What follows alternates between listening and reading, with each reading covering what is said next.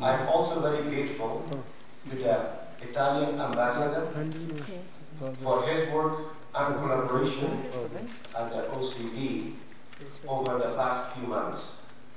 I'm thankful to my colleagues from Germany, from Australia, from Britain, and also from Canada for their contributions in the OCD in the last couple of years.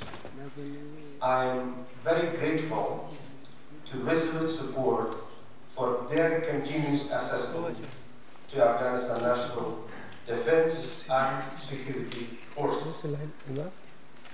It's always great to have with us His Excellency Mr. Akbar, our National Security Advisor, who updates us on the outcome of Warsaw Summit, the pledges and Afghanistan's commitment and resolution following Warsaw. I also want to thank Minister of Defense, His Excellency Mr. Habibi, for his presence that will allow us to gain further insight into his vision for reform within the Afghan army, their capabilities, development, and anti-corruption measures taken by the leadership of the Ministry of Defense. His Excellency Minister Jawed, our Minister of Interior, is also here with us today, and I'm grateful to have him for providing us an update on reforms within Afghan police, their capabilities, and anti-corruption measures taken by the leadership of our Ministry of Interior. We are honored to be able to co-chair the OCD at this crucial juncture in the partnership between Afghanistan and international community.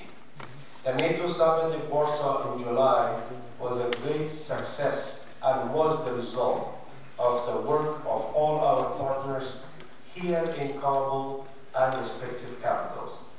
Our partners and government reaffirm our mutual commitment to ensure long-term security and stability in Afghanistan.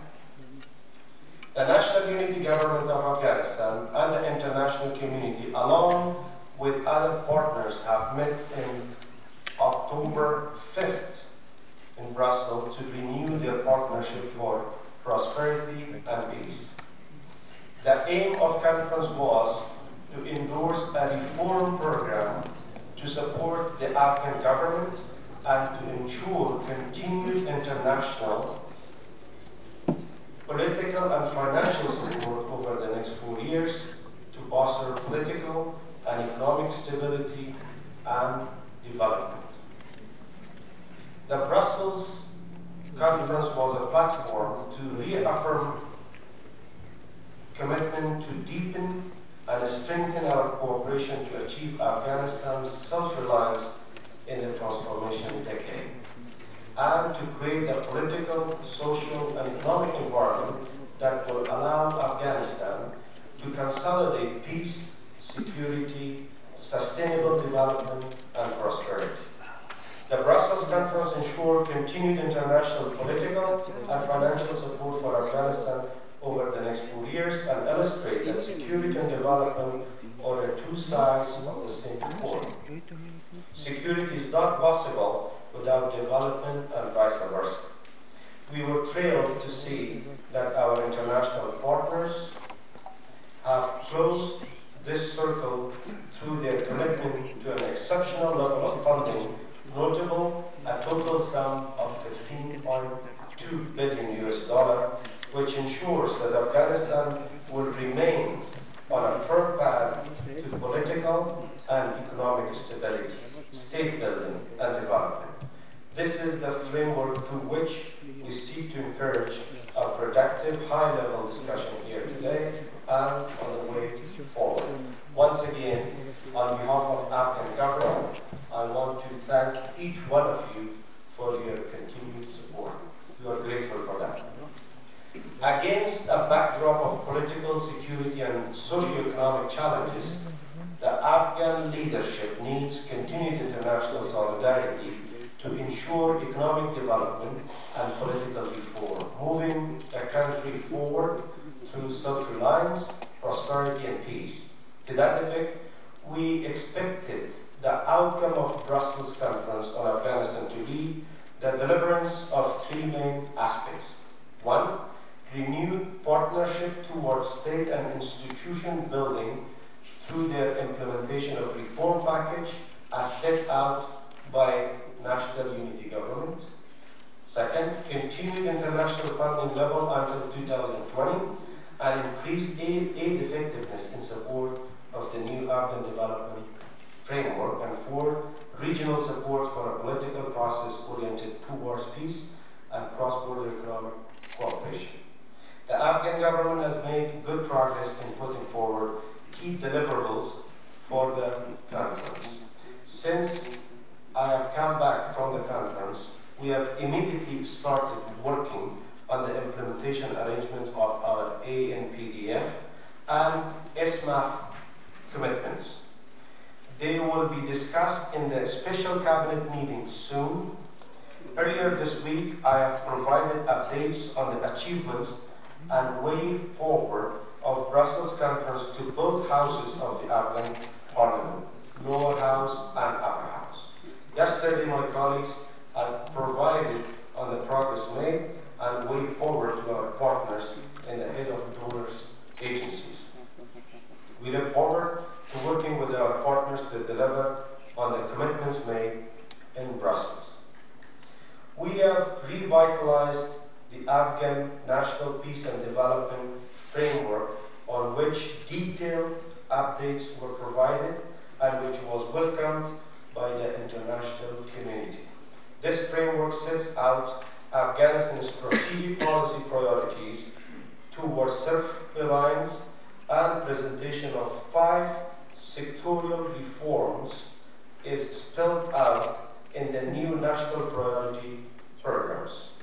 These sectors include the Citizen Charter, Women Economic Empowerment, Urban Development, Comprehensive Agriculture, and National Infrastructure projects. All of these will improve the conditions for advancing sustainable development and stability.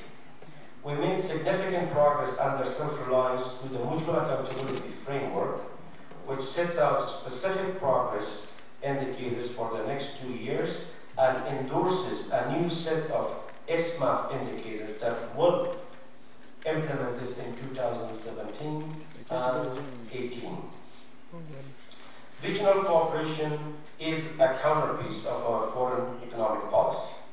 We have therefore taken significant steps to increase economic cooperation with our neighbors. The international community has welcomed the important initiatives for regional connectivity to further improve transit, transport and energy corridors and facilitate increased trade throughout the region. Corruption remains a major obstacle for development and stability. However, the international community welcomes both the priority that Afghan government has placed on fighting corruption and the steps taken so far. The government will effectively implement its anti-corruption measures to ensure that core governance functions such as procurement, appointments, financial management, and policy making are transparent, accountable, and consistent, and their violations are made with legal, timely, and consistently applied sanctions. To achieve these mentioned steps, the High Council of Rule of Law and Anti-Corruption and the Anti-Corruption Justice Center, ICGC, are established. The Ministry of Finance has provided $500,000 from this year's budget, and in the next year we will provide close to $3 million for this center from our own budget. The Anti-Corruption Justice Center was established on August 24th of this year, and a total of 16 cases were handed to ICGC by His Excellency President's Office based on the decision was made at the Council of Rule of Law. A total of 15 other cases received from various institutions. As a result, 8 cases are being reviewed at the ICGC, and the rest are handed to the Attorney General Office for further review. The ICGC was able to arrest a senior official of Ministry of Interior in a bribery case involved $150,000, and the duties of 8 senior officials, including a deputy minister, was suspended with respect to this case. To elaborate further, 3 cases from the total of 15 received from various institutions are completed and have been handed over to the primary court for further processing. A total of 26 individuals are under detention with respect to the mentioned 15 cases. The 26 detained individuals, including 3 officials from the Ministry of Urban Development in regards to corruptions, 6 officials in regards to the grabbing government's property, 6 officials in regards to the police headquarters of Wardak, 2 individuals in regards to taking bribes, 1 individual in money laundering, and 8 officials in corruption at the Afghan Milli Bank in Baghlan province. Lasting peace through a negotiated political solution is a priority of the National Unity Government, and Minister Akmal will give us an update on that process. We reaffirm that such process must lead to a reunification of violence and breaking off on all ties of international terrorism and respect to the Afghan Constitution, including its human rights provisions, notably the rights of women and children. We welcome all initiatives to create a conducive environment for such a process, particularly the efforts undertaken by the Afghan government and a call for all parties to engage.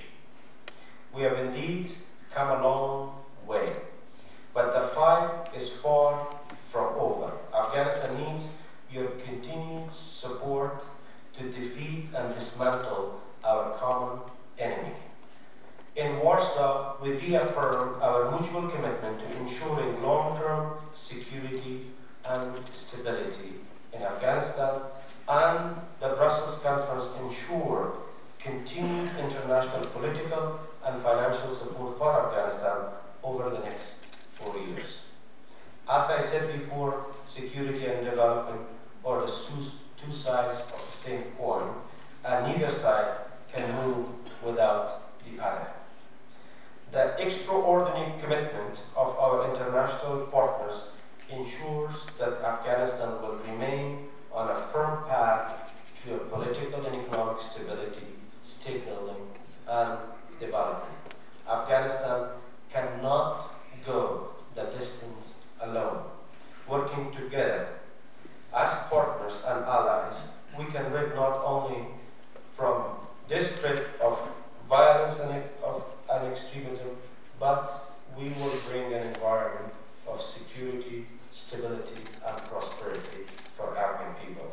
We remain grateful for your incredible support for a stable, peaceful, and prosperous Afghanistan, and we look forward to a very fruitful discussion today with you. So with that, now according to agenda, I give the floor to